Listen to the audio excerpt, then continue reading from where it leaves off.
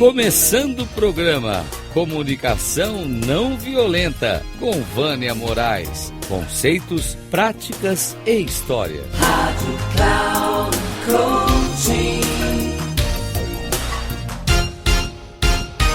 Olá, aqui novamente com vocês. Hoje nós vamos falar de confusões do conceito de resiliência humana com a resiliência na física e em ser antifrágil. Como tenho escutado e lido da confusão que as pessoas acabam fazendo com o conceito de resiliência, e resiliência, gente, nada tem a ver com resistência ou com voltar à sua forma original.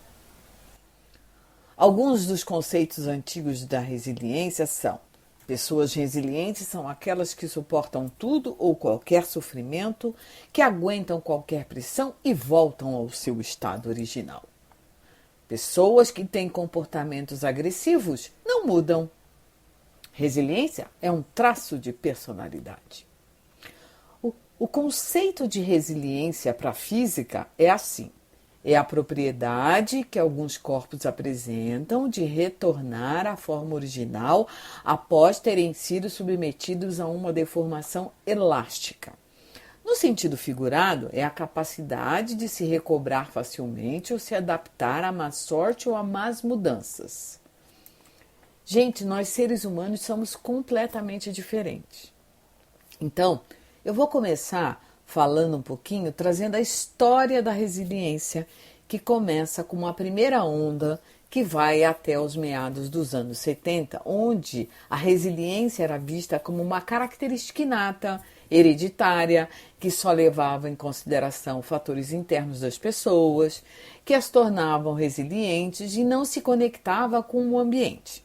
Era vista como um traço de personalidade, ou seja, ou a pessoa nascia resiliente e era considerada invencível, ou era nada resiliente.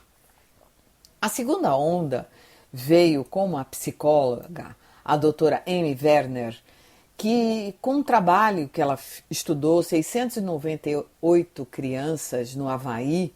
Essas crianças, elas tinham altos fatores de riscos biológicos, médicos, socioeconômicos. E em meados de 1977, ela apresentou um estudo que demonstrou que, diante mesmo de tamanha adversidade dos fatores externos, elas eram influenciadas a serem resilientes. É percebida a influência das comunidades, como as escolas, os clubes, as igrejas e a família no desenvolvimento da resiliência.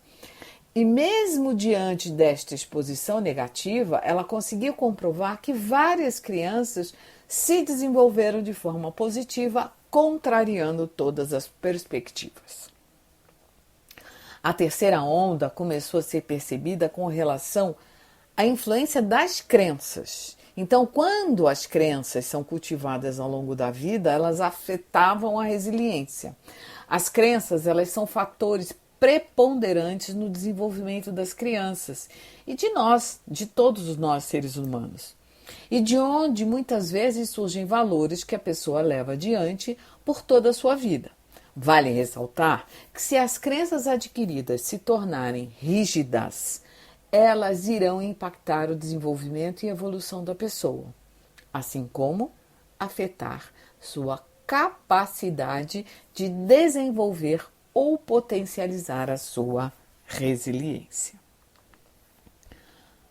A quarta onda já está a caminho e ela vem à luz das neurociências. Tá? E o interessante é que eu tive a oportunidade de conhecer um PhD, o Dr. George Barbosa, ele é professor, inclusive, psicólogo, e ele tem dado uma contribuição bastante significativa, junto com as neurociências, em relação à resiliência, esse novo olhar para a resiliência, um olhar que é a resiliência humana. Na sua tese de doutorado, ele desenvolveu um mapeamento das áreas da resiliência que fazem parte de cada pessoa. Ele trabalhou numa pesquisa que culminou com um teste na qual é possível nós medirmos o grau do comportamento resiliente e a sua intensidade em cada pessoa, em cada equipe, em cada área, em cada empresa e na sociedade como um todo. Toda pessoa tem o atributo da resiliência, que pode ser treinado e aperfeiçoado ao longo da vida. Assim como na CNV, que eu acho que eu já comentei com vocês alguma vez, que a CNV ela é um atributo onde eu posso desenvolver um comportamento compassivo, ok? E aí, se nós formos olhar a resiliência à luz da neurociência, a definição de resiliência baseada nas neurociências é que a resiliência humana está relacionada com a flexibilidade cognitiva e não a flexibilidade do corpo. A definição de resiliência para as neurociências eu estou trazendo aqui, extraída da minha apostila da pós em neurociência aplicada na psicologia da Universidade Presbiteriana Mackenzie. Então vamos lá, abre aspas. Na psicologia, a resiliência é definida como a capacidade de adaptação positiva no contexto de risco ou adversidade. A adaptação positiva é dinâmica e ocorre ao longo das experiências da vida. Segundo Anne Masten, em 2015, a resiliência envolve fenômenos como a capacidade de se sair bem frente às adversidades, aos processos de enfrentamento de desafios, à recuperação de catástrofe, ao crescimento pós-traumático e à realização de bons resultados entre pessoas de alto risco de fracasso ou má adaptação. Então, a resiliência envolve a integração das emoções, da avaliação consciente pela cognição, da ação positiva de forma coordenada frente a um desafio negativo. Pesquisas apontam que pessoas resilientes são emocionalmente mais positivas, otimistas, entusiasmadas. Além disso, essas pessoas cultivam estratégias de emoções positivas como o uso do bom humor, proatividade, motivação e relacionamentos sociais positivos. Fecha aspas. Então, a definição de resiliência ela pode ser conceituada como a capacidade para enfrentar as situações de adversidade e estresse elevado, procurando pensar e agir de forma estratégica para seguir em frente diante das fortes situações que enfrenta. É ter sabedoria para se adaptar às mudanças, procurando transformar os impactos negativos em aprendizados e maturidade. É agir com pensamentos e comportamentos flexíveis para enfrentar as adversidades de forma estratégica e com o menor impacto negativo. Cada pessoa tem características e crenças únicas e que responderão de formas diferentes sobre uma mesma situação de risco ou adversidade. Cada ser humano vê e age na vida por seus filtros e também com a influência do coletivo. Uma das características importantes das soft skills a serem desenvolvidas pelas pessoas dentro do ambiente corporativo está a resiliência.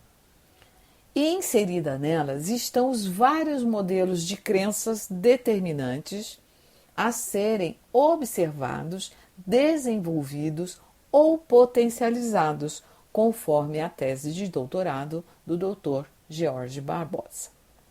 Então, a primeira delas é a autoconfiança, que é saber que a pessoa tem a capacidade, a habilidade e recursos próprios para lidar com as situações. O autocontrole, que é como regular as emoções, controlando sua amígdala. Não é a amígdala da garganta, é a amígdala que a gente tem perto do hipocampo, no nosso cérebro. Mas sim como agir de forma equilibrada para lidar com as situações de estresse elevado. Conquistar e manter pessoas, ou seja, aprender a desenvolver uma rede de apoio que possa ajudar. E para isso será importante ter o seu network para pedir ajuda sempre que precisar e estar à disposição quando o outro também precisar.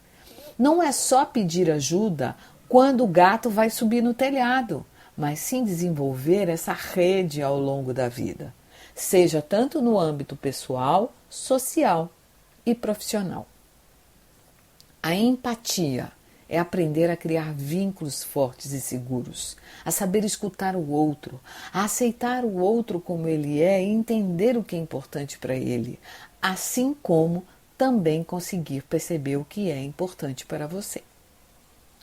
Segundo Ronan Karenki, ele diz que nós somos homos empáticos, ou seja, temos um neurônio da empatia em nosso cérebro, mas esquecemos dele ao longo da vida. E só quando a coisa fica feia é que corremos atrás. Uma coisa que as pessoas esquecem é do corpo que ela tem. Ele é soberano e dá sinais sutis quando as coisas estão começando a caminhar mal. Mas na maioria das vezes não olhamos nem nos damos conta. E somente quando paramos no hospital ou temos um surto é que começamos a prestar atenção nele. Então, preste atenção. Quando você tiver dorezinhas constantes, recorrentes, que vêm e somem, seu corpo está chamando a atenção para algo que precisa ser visto. Outra característica importante é prestar atenção no seu humor. Se você está pesado, se reclama muito, se está sempre com raiva e leva tudo para o negativo. Você pode estar parecendo, como eu costumo dizer, o Hard no desenho Lip Hard, sendo este último um reclamante e vítima de tudo o que acontece com ele. Saiba que reclamar é clamar pelo que não quer novamente. Então, desenvolva o otimismo para a vida. E nada tem a ver com ver tudo cor-de-rosa ou ser muito bonzinho, e sim aprender a fazer do limão uma bela de uma limonada. A encontrar formas de sair do fundo do túnel, porque se você tem autoconfiança e tem autocontrole, tem rede de apoio, tem empatia, é possível você conseguir sair desse lugar. E por último, e não menos importante, buscar um propósito para a sua vida. Ela precisa ter sentido e tem a ver com coisas que estejam além de você. De nada adianta ter um monte de objetivos materiais se a sua vida continua vazia e volta e meia você está triste. O dinheiro pode ajudar, mas se a sua vida não tiver um sentido maior, mais dia, menos dia, a sua consciência vai te cobrar para que você faça algo a mais. Infelizmente, como o conceito de resiliência tem sido confundido, as pessoas não conseguem perceber que o estado ou esse novo termo antifrágil é o mesmo que resiliente. O conceito da resiliência é que precisa ser atualizado. Ser resiliente não é lidar com o ambiente caótico, sair ileso e voltar ao estado original, mas sim aprender a fazer, como eu disse acima, do limão uma limonada. Tirar aprendizados, crescer, amadurecer e estar um pouco mais preparado para as situações que irão surgir ao longo da vida. Um grande abraço, Vânia Moraes Troiano.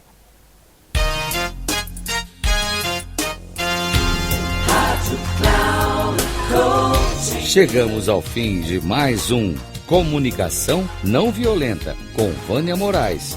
Conceitos, práticas e histórias. Rádio Cloud Coach. Coaching.